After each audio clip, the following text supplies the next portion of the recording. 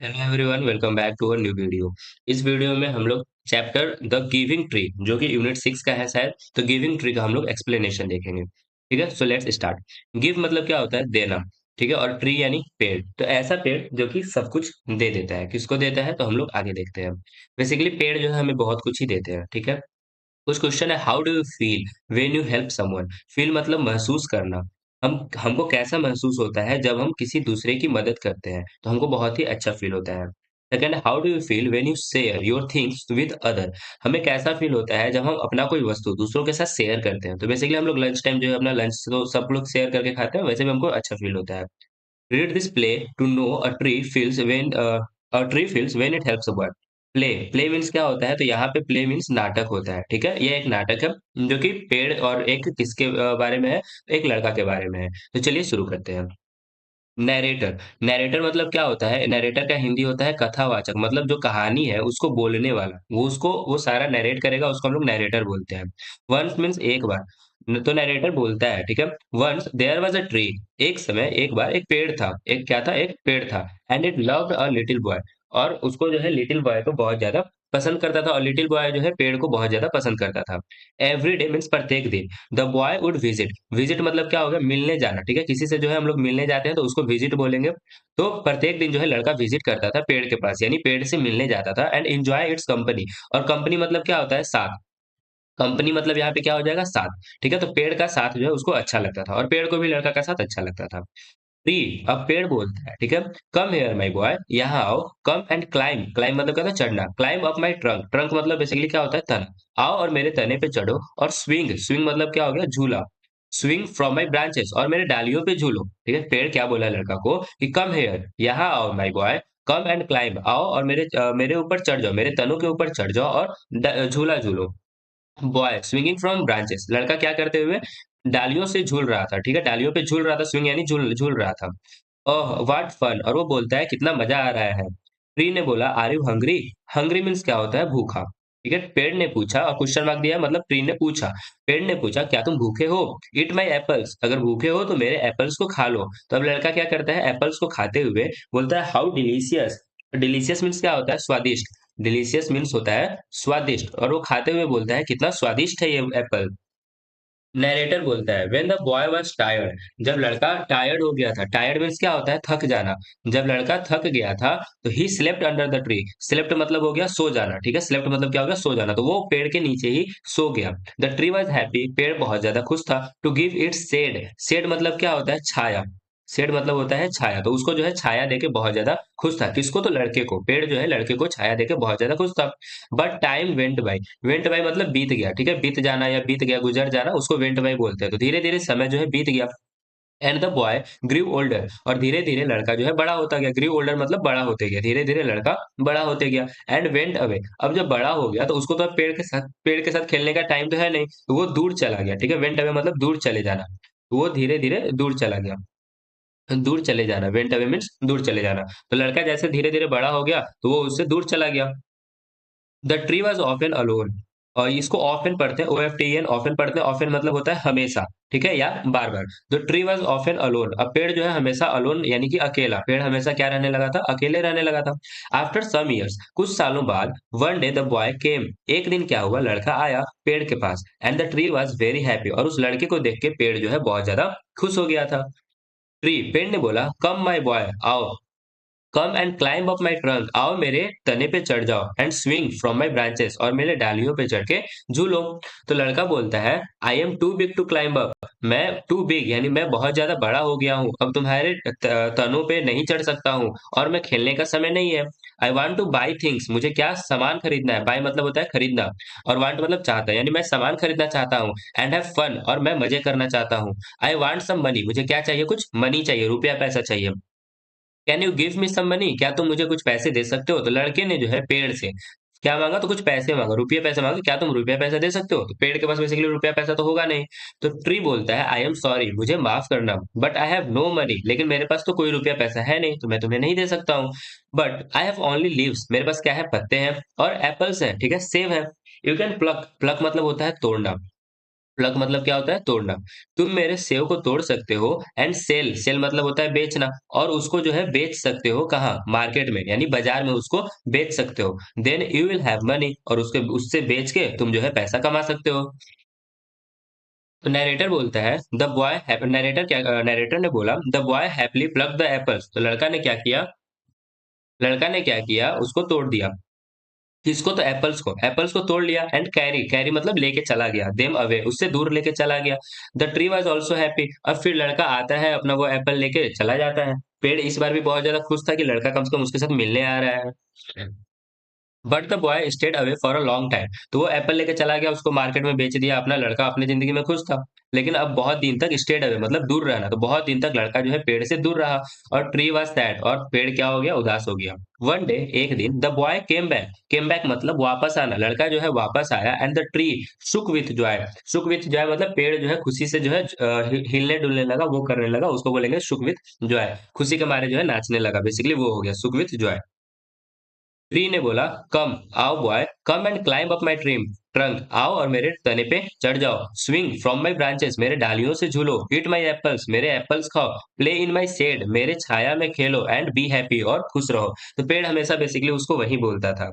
लड़का बोला I am too busy to climb tree, मैं बहुत टू बिजी मतलब बहुत ज्यादा व्यस्त, मैं बहुत ज्यादा व्यस्त हूँ, अब मैं पेड़ पे नहीं चढ़ सकता हूँ। आई एम गेटिंग मैरिड, मैं शादी करने जा रहा हूँ। And I need a house, और मुझे क्या चाहिए? एक घर की जरूरत है। फॉर माई वाइफ, मेरे वाइफ के लिए, मेरे पत्नी के लिए। एंड चिल्ड्रन, और बच्चों के लिए। Can you give me house, क्या तुम मुझे घर दे सकते हो? तो पेड़ के पास घर तो होता नहीं है, लेकिन वो उसको क्या दे सकता था? लकड़ी ये सब दे सकता था। ट्री बोला आई हैव नो हाउस, मेरे पास कोई घर नहीं है, लेकिन बट यानी लेकिन क्या है मेरे पास? You may cut off my branches, तुम मेरे डालियों को, तनों को कट कर सकते हो, और बिल्ड अ हाउस, और उसे क्या कर सकते हो? घर बना सकते हो। बिल्ड मतलब क्या होता है? बनाना। ठीक है, उसे तुम घर बना सकते हो। नरेटर बोला so that boy cut off the tree. तो नरेटर बता रहे हैं कि लड़का क्या करता है? Cut off the trees branches, जो ट्री के ब्रांचेस थे उसको कट कर देता है, ठीक है, डालियों को काट देता है। एंड कैरिड देम अवे, और उसे लेके चला जाता है कहाँ? घर बनाने के लिए। ट्री वॉज वेरी हैप्पी, पेड़ अभी भी बहुत ज्यादा खुश था कि लड़का कम से कम उससे किसी बहाने याद तो कर रहा है, मिलने तो आ रहा है। But the boy stayed away for a long time, और फिर जैसे लड़के का काम हो गया, तो फिर जो है लड़का बहुत ही लंबे समय तक पेड़ से मिलने नहीं आया। And the tree was sad again, और पेड़ जो है फिर से दुखी हो गया कि लड़का उससे बहुत ही लंबे समय तक मिलने नहीं आया।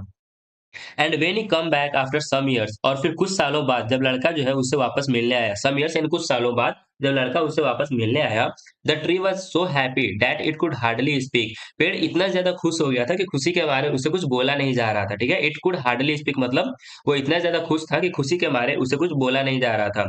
Now the boy was a young man, अब लड़का क्या हो चुका था? एक यंग मैन बन चुका था, वो यंग हो चुका था।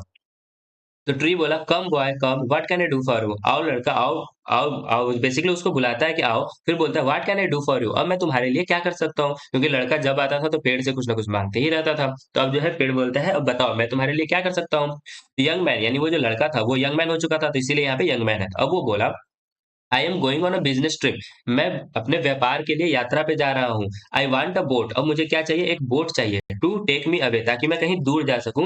Can you give me a boat, क्या तुम मुझे बोट दे सकते हो? तो ट्री के पास बोट कहाँ से आएगा? ट्री बोलता है all I have left is a trunk, ये केवल मेरा तना ही बचा हुआ है। कट डाउन माई ट्रंक, मेरे स्टेम को, मेरे ट्रंक को कट करो, और उससे जो है तुम क्या बना लो? बोट बना लो। Then you can sail away, sail away मतलब तैर के जा सकते हो, फिर तुम पानी में उस बोट को रख के तैर के जो है जा सकते हो। नरेटर बोलते हैं यहाँ पे कि young man cut the trunk, तो जो यंग मैन था, जो लड़का था, जो आदमी था, उस ट्रंक को कट करता है पेड़ के, and sailed away in a boat, और बोट से जो है वो चला जाता है। The tree was left only with a stump, अब ट्री किससे किस में बच जाता है? तो केवल स्टम्प में बच जाता है।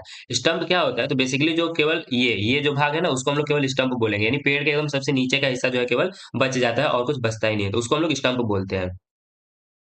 ठीक है, तो वो केवल पेड़ में केवल स्टंप बच गया था। After a long time the young man came back again, बहुत ही समय बाद, बहुत लंबे समय बाद जो यंग मैन था वो दोबारा पेड़ के पास आया। Now he was an old man, अब वो कैसा हो गया था? तो ओल्ड हो चुका था, बूढ़ा हो चुका था। But the tree recognised him, recognised मतलब क्या होता है? पहचान लेना। ठीक है, तो पेड़ जो है उसको पहचान लिया। रिकॉग्नाइज मतलब पहचान लेना, तो पेड़ उसको पहचान लिया। ट्री बोला आई एम सॉरी फ्रेंड, मुझे माफ करना दोस्त, but I have nothing left to give you, अब मेरे पास कुछ नहीं बचा है तुम्हें देने के लिए। माई एप्पल्स आर गॉन, मेरे जो एप्पल्स हैं वो चले गए हैं, मेरे पास अब तो एप्पल्स भी नहीं आते हैं।